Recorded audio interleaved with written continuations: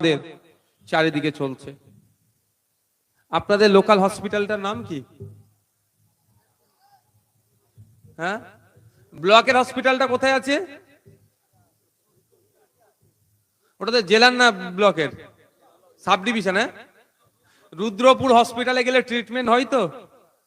আমার একটা কোনো মাকে বা কোনো বোনকে যারা প্রেগনেন্ট আছে, সন্তান প্রসবের জন্য নিয়ে গেলে তার সন্তান প্রসব ওখানে হয়? হলে বলবেন আপনারা। হ্যাঁ, কোথায় যেতে হয় একটু বলুন না, কোথায় যেতে হয়? বসিরহাট এখান থেকে কত কিলোমিটার? 10 কিলোমিটার। আর যদি হেভি ইনজোর্ড কেউ হয়ে যায়, বসিরহাটে গেলে হয় কোথায় যেতে হয়? কৃষকদের অভাব অভিযোগ গুলো শুনবে, সেটা সমাধান করার জন্য তাকে ওখানে রাখা হয়েছে। শুধুমাত্র এসি রুমের মধ্যে বসে থাকার জন্য নয়, বা একটা বড় চেয়ার দেওয়া হয়েছে সেখানের জন্য নয়, আপনার কাজ করার জন্য ফিল্ডে এসে আপনাকে বোঝানোর জন্য সেখানে রাখা হয়েছে। তাকে মাইনে দেওয়া হচ্ছে আপনাদেরই মেহনতের টাকা থেকে। সুতরাং আগামী মঙ্গলবার যাবেন, কৃষকরা গিয়ে ভিডিও গিয়ে এডিএ স্যারকে বলবেন, স্যার আপনার নাম্বারটা আমাকে দেন আর আমার নাম্বারটা আপনি রাখুন। বিগত বছরের নাই, এবারে আর তোলাবাজদেরকে, যারা কৃষক নাই তাদেরকে বিভিন্ন যেগুলো ইকুইপমেন্ট গুলো আসে তাদেরকে দেবেন না। আমরা গরিব কৃষক, আমাদেরকে দিতে হবে। আমাদের যখন অ্যাপ্লিকেশনের সময় হবে আমাদেরকে জানাবেন, এই নাম্বারটা নিয়ে আসবেন। যদি নাম্বার নিয়ে আসেন, নাম্বার স্বাভাবিকভাবে নেন না, সেই সুযোগটা ওরা কাজে লাগায়। আর আপনি যখন আপনার নাম্বার দিয়ে আসবেন, ওনার নাম্বারটা নিয়ে আসবেন, উনি কিন্তু দুর্নীতি আর করতে পারবেন না তৃণমূলের উন্নয়ন বাহিনীকে সাথে নিয়ে। বুঝতে পেরেছেন তো? আপনাদের অনুরোধ করছি, ওদের সাথে যোগাযোগ রাখবেন। যথাসময়ে যেগুলো যা হয় সেগুলো আপনারা পাবেন। মাইনে দিয়ে রাখা হয়েছে, আপনারাই মাইনে দিয়ে রেখেছেন। ওই এডিএ স্যারকে আপনারাই মাইনে দিয়ে ওখানে রেখেছেন। উনি মমতা ব্যানার্জির ট্যাক্সাল থেকে টাকা ছাপাচ্ছেন না, নিজের ট্যাক্সাল নয়, অভিষেক বাবুর ট্যাক্সাল নয়। নাটক করে এখন আমি ভোটে দাঁড়াবো বলেছি বলে নাটক শুরু হয়েছে।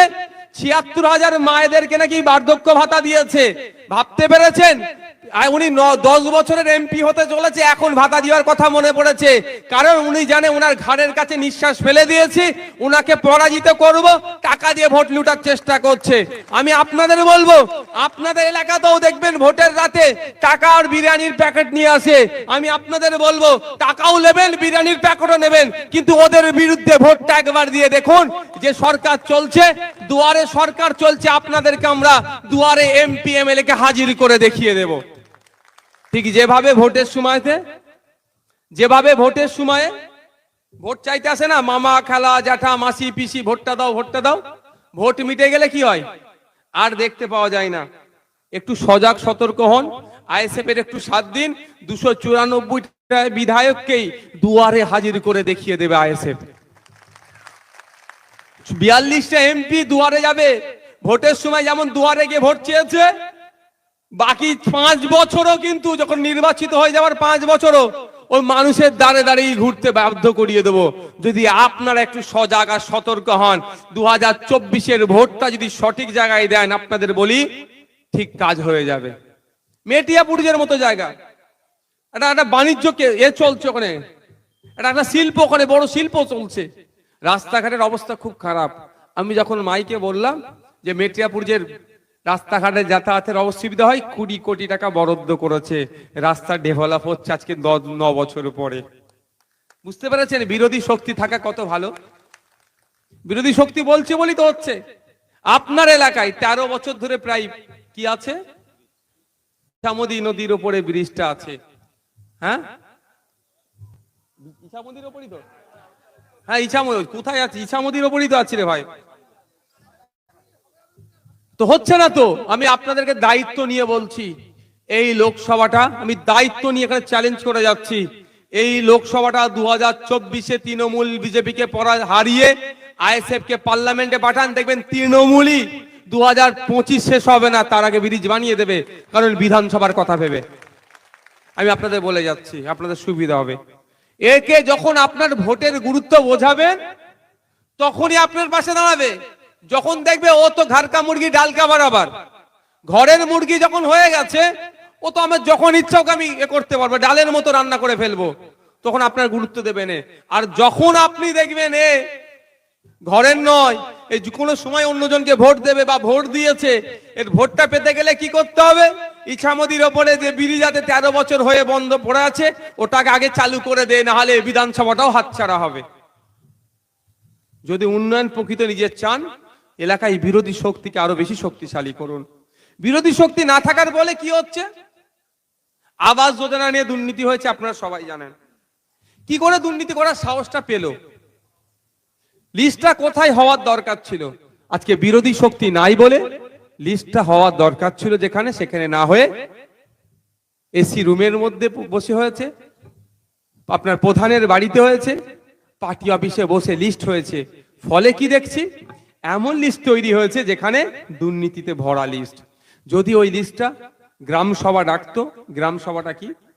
প্রধান উপপ্রধান উপস্থিত থাকবেন, পঞ্চায়েতে যারা দায়িত্বশীল আছেন, সেক্রেটারি উপস্থিত থাকবেন, মেম্বার উপস্থিত থাকবে, ফাঁকা মাঠে বা যে কোনো জায়গায় ওই বুথের সমস্ত লোককে ডাকা হবে,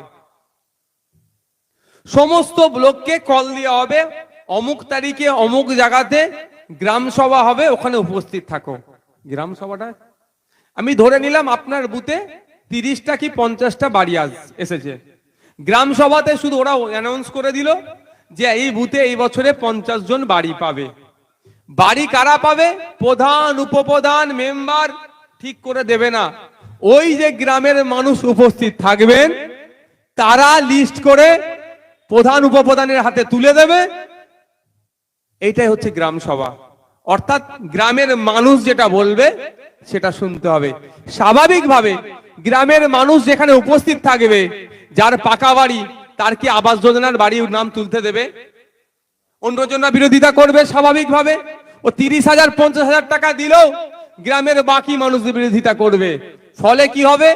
যদি গ্রাম সভা ডাকতো, ডেকে লিস্ট তৈরি করলে এই দুর্নীতি হতো না। তাই আইএসএফ বলছে, বিরোধী শক্তিকে যদি আপনারা শক্তিশালী করেন, ওরা এগুলোকে ডাকতে বাধ্য। বিগত বছরগুলোতে গ্রাম সভার নামই ভুলে গিয়েছিল। এখন কিছু কিছু জায়গাতে আমাদের মতো বিরোধী শক্তিকে ভয় পেয়ে কিছু কিছু গ্রাম সভা ডাকছে। গ্রাম সভাতে ডাকলে লাভ কি? আপনার এলাকায় অনেক বিধবা মা আছে, এখনো বিধবা ভাতা পাওয়ার যাদের যোগ্য তারা পাচ্ছে না। এমন অনেক বার্ধক্যে উপনীত হয়েছে আমার পিতা সমতুল্য, তারা বার্ধক্যে উপনীত হয়েছে, ভাতা পাওয়ার দরকার, তারা ভাতা পাচ্ছে না। এরকম অনেকে আছে না? কিন্তু খোঁজ নিয়ে দেখুন, মেম্বারের বাপ যে অর্থশালী মেম্বারের বা তৃণমূল কংগ্রেস করে, বাপ বেঁচে আছে, মাকে বিধবা দেখিয়ে ভাতা তুলে খাচ্ছে, এই ধরনের আছে। কিন্তু প্রকৃত যেনার বিধবা ভাতা পাওয়ার দরকার সে পাচ্ছে না। কিন্তু তবে কিভাবে? লিস্ট কোথায় তৈরি হচ্ছে? তো মেম্বারের বাড়িতে, প্রধানের বাড়িতে লিস্ট তৈরি হচ্ছে। লিস্ট তৈরি হবে গ্রাম সভাতে। আপনার এলাকায় কোথায় পানীয় জলের জন্য কল বসাতে হবে, কোথায় লাইট লাগাতে হবে, কোথায় ঢালাই রাস্তা করতে হবে, কোথায় ছোট্ট পোল করতে হবে, কজন বিধবা ভাতা পাওয়ার যোগ্য, কজন বার্ধক্য ভাতা পাওয়ার যোগ্য, বা এলাকার কি উন্নয়ন হবে, কোন প্রধান উপপ্রধান এসি রুমে হবে না, বুথে বসে করতে হবে। এটার নাম হচ্ছে গ্রাম সভা। এই অধিকার গ্রামের মানুষের আছে, বুথের মানুষের আছে। কিন্তু তৃণমূল কংগ্রেসের বিরোধিতা, মানে আমরা বিরোধী শক্তিকে ওরা শেষ করে দেওয়ার ফলে এটা ওরা ওদের মনের মতো ইচ্ছে মতো ওরা করে নিচ্ছে, প্রধানের বাড়িতে বসে, সমিতিতে বসে, যেটা অন্যায় করছে। আমি আপনাদের বলবো যে আপনারা সজাগ সতর্ক হলে আগামী দিন এটা ফিরে আসবে। কটা বাজে দেখো তো?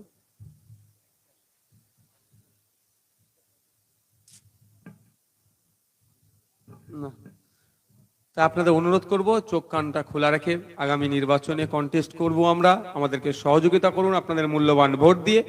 বসিরহাট থেকে পার্লামেন্টের মধ্যে পাঠান আইএসএফ এর প্রার্থীদেরকে, প্রার্থী যিনি দাঁড়াবেন পাঠান, এবং চারিদিকে রাজ্যের বিভিন্ন জায়গায় যেখানে আমরা প্রার্থী দেব আপনারা আমাদেরকে সহযোগিতা করবেন। আপনার আত্মীয় স্বজন যে যেখানে আছে তাদেরকে উৎসাহিত করবেন।